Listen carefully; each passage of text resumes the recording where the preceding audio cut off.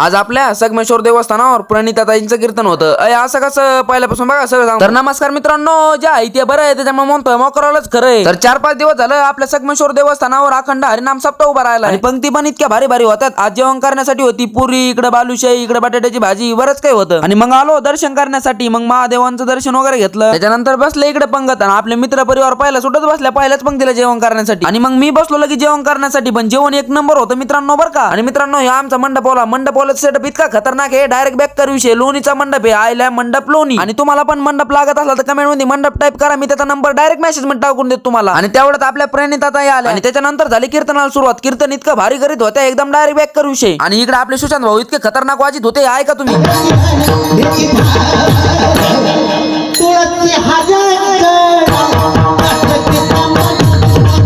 वाजायच्या बाबतीत गाड्याचा नाद नाही करायचा. बाकी तुम्हाला सांगतो प्रणिताताईंचं कीर्तन म्हणजे एकच नंबर होतं. पप्प्याची आई गावाला गेली, त्या बायकोचा नवऱ्यावर थोडाही विश्वास राहिलेला नाही. तर इकडे चालला होता पाप्याचा विषय. तर मित्रांनो तुम्ही आपले व्हिडिओ बघता, लाईक करता, शेअर करता, फॉलो काय करीत नाही. एकच सेकंड लागतो तेवढं फॉलो तरी करा.